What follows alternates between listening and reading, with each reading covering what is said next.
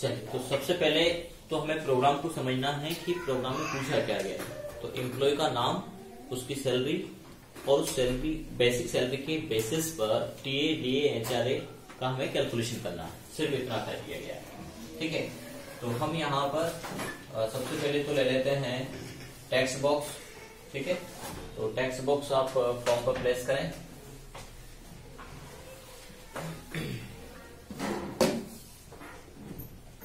दूसरा, डिजाइनिंग में भी आपका कभी कभी देखा है मैंने कि टाइम ज्यादा लग जाता है, तो आप कॉपी पेस्ट करें ऑब्जेक्ट को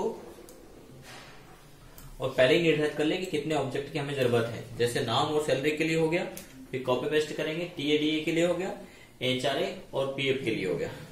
ठीक है, इसके बाद हमें क्या निकालना है, नेट सैलरी निकालना है। ठीक है, तो हम चाहें तो वैसे हमारा कॉपी है ही तो हम पेस्ट कर देते डायरेक्टली, दो ऑब्जेक्ट और हमने लिए। यदि एक जरूरत नहीं लगेगी तो हम हटा भी सकते हैं।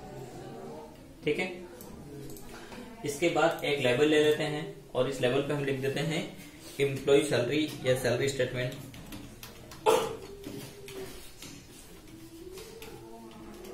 हमने डाल दिया सैलरी स्टेटमेंट। ठीक है, और यदि इसको आपको हाईलाइट करना है तो आप इसका फॉन्ट कलर भी चेंज कर सकते हैं।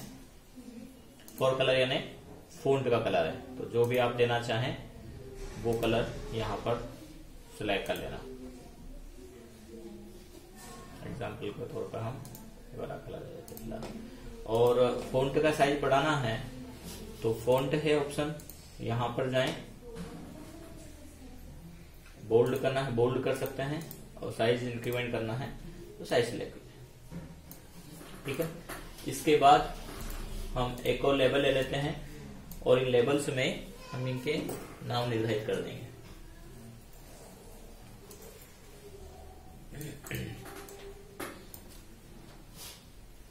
तीनों लेबल सिलेक्ट हो गए हैं, दोनों को सिलेक्ट करेंगे और कॉपी पेस्ट करेंगे।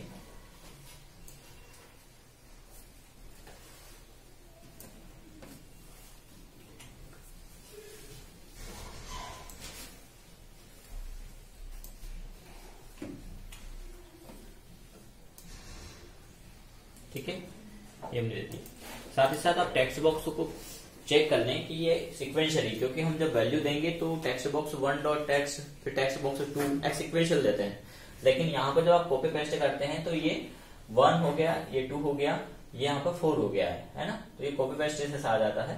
तो आप इसको 3 को पहले ऊपर ले लें, फिर 4 को लें, जैसे यहाँ पर भी हुआ होगा। 5 और 6 है, उनको आप मैनेज कर लें, नहीं तो वैल्यू ऊपर नीचे है ना। ये 8 है तो 7 है, तो 7 8 को हम ऐसे कर लेते हैं। ठीक है, ये हो गया। इसके बाद नेम और बेसिक सैलरी दोनों यदि टेक्स्ट बॉक्स में आपको असाइन करवाना है तो वो आप करवा सकते हैं। इनपुट बॉक्स ना लगाते हुए टेक्स्ट बॉक्स में वैल्यू ले सकते हैं। लेकिन उनका कैलकुलेशन के लिए हम यहाँ पर ले लेते हैं एक बटन, क्योंकि ऑपरेशन हम लगभग सारे बटन से करेंगे। ठीक है, तो इसका नाम हम दे सकते हैं शो। अब देखिए, ये जो रिसेंटली प्रॉपर्टी है वो यहाँ पर आ जाएगी, तो हमें फॉन्ट चेंज नहीं करना है। तो एक बार ऐसी स्थिति में हमें उसके टेक्स्ट प्रॉपर्टी को बताना पड़ेगा और हम यहाँ पर जाकर के सिलेक्ट करेंगे। इसके बाद हम इसका नाम दे देते हैं शो। ठीक है, साथ ही साथ इसका कॉपी पेस्ट भी कर लेते हैं। तो हमने 2 बटन यहाँ पर असाइन किए हैं, एक शो के लिए, दूसरा क्लोज के लिए, जिसका नाम रख देते हैं क्लोज। ठीक है, इस फॉर्म की भी प्रॉपर्टी आप चाहें तो फॉर्म का बैक कलर वगैरह ले सकते हैं, पर सिलेक्ट ध्यान रखें कि जो ऑब्जेक्ट सिलेक्ट हो वो फॉर्म हो। ठीक है, यानी जो भी कलर आप लेना चाहें वो कलर यहाँ पर। अब हम इन लेबल्स के भी प्रॉपर्टीज निर्धारित करेंगे। तो देखिए, अब इस समय बैकग्राउंड कलर है, तो इस एक लेबल को आप बता दीजिए उसकी property, text property. Text property में हम लिख देते हैं, यहाँ पर आएगा एम्प्लॉय का नेम। ठीक है, फिर दूसरा ऑब्जेक्ट यहाँ पर आएगा बेसिक सैलरी। ठीक है, बेसिक सैलरी के बाद अब हमें कैलकुलेशन करना है टीए, फिर कैलकुलेशन करना है डीए,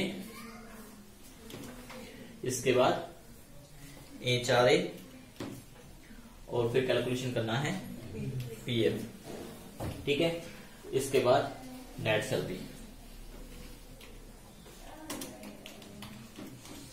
ठीक है। अब एक ऑब्जेक्ट की हमें जरूरत नहीं है फिलहाल, अभी हम छोड़ देते हैं। नेट सैलरी में स्पेलिंग मिस्टेक हो गया है, ठीक है।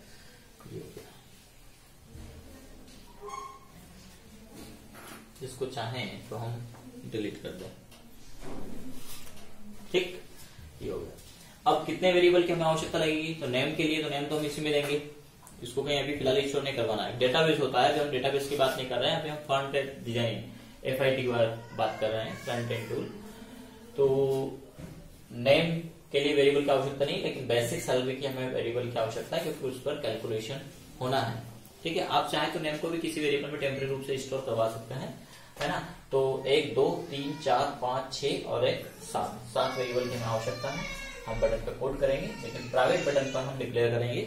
नाम के लिए हम लेंगे डिम एनएम। नेम कीवर्ड का यूज नहीं करें, क्योंकि नेम कीवर्ड पहले से इसमें डिफाइन है ना, तो इसमें हो सकता है एरर आ जाए। तो एनएम ले लें, एनएम एज ए स्ट्रिंग। साथ ही साथ कोई वेरिएबल पहले से डिफाइन है तो वो भी आपको छोड़ना पड़ेगा, जैसे नेम और एक और नेम एनएम दे दिया आपने, तो दो वेरिएबल एक जैसे नहीं रख सकते, एनएम 1 2 3 इस प्रकार का आ जाएगा। हम यहां पर लेते हैं डिम, सैलरी के लिए हम लेते हैं एस एज ए इंटीजर, ठीक है। बाकी के सब हम लेंगे डिम, जैसे टीए है कॉमा टीए है कॉमा HRA है कॉमा पीएफ है एज ए, और एक नेट सैलरी है comma NT as a single, ठीक है। ये फ्लोटिंग वैल्यू हमने रख लिया है। अब जो टेक्स्ट बॉक्स में वैल्यू आएगी उसका कैलकुलेशन यहां पे करवाना है। तो एक तो नेम, तो हम यहां पर ले सकते हैं NM equal text box 1 dot text, यानी टेक्स्ट बॉक्स में जो वैल्यू आई वो कहां जाए, NN हो गया है, NM डालना है, ठीक है। फिर सैलरी, तो S equal text box 2 dot text, यानी टेक्स्ट बॉक्स 2 की वैल्यू कहां जाए, S में आ जाए। अब S यानी हमारा वेरिएबल है, तो S के अंतर्गत जब वैल्यू आ गया है तो उसका हमें कैलकुलेशन करना है। तो उस सैलरी का क्या निकालना है, हमें टीए निकालना है। तो हम देंगे टीए इक्वल एस इनटू, कितने परसेंट की बात की थी हमने, 3, तो 3/100।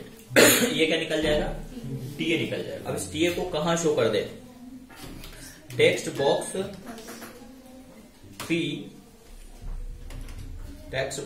डॉट टेक्स्ट पर किसकी वैल्यू देते, टीए की, ठीक है।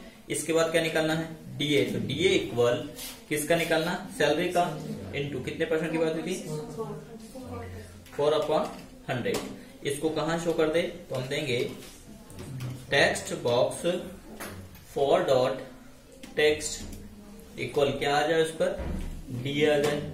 इसके बाद किसकी बात हुई थी, HRA, तो HRA इक्वल एस इनटू कितने परसेंट, 6%, HRA 5%, 5/100। कहा, text box 5 dot text equal क्या आ जाए, HRA। देखिए जब टेक्स्ट बॉक्स से वेरिएबल में देना है तो वेरिएबल यानी ये वैल्यू स्टोर करेगा, एनएम यानी एनएम की वैल्यू क्या होगी, वो टेक्स्ट बॉक्स है। तो यहाँ पर टेक्स्ट बॉक्स दिया, लेकिन अब हमें टेक्स्ट बॉक्स की वैल्यू इसमें शो करना है, तो इसको हम यहां रखेंगे, ठीक है। तो जिसमें वैल्यू असाइन करना हो उसको हम पहले रखेंगे, सीधी सी बात है। तो HRA हो गया। इसके बाद क्या निकालना हमें, पीएफ, तो पीएफ इक्वल एस इनटू कितने परसेंट की बात हो रही है, 6.5/100।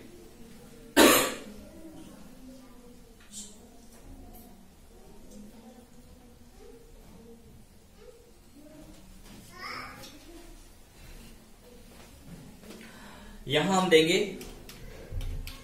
टेक्स्ट बॉक्स कौन सा हो गया, 6 डॉट टेक्स्ट।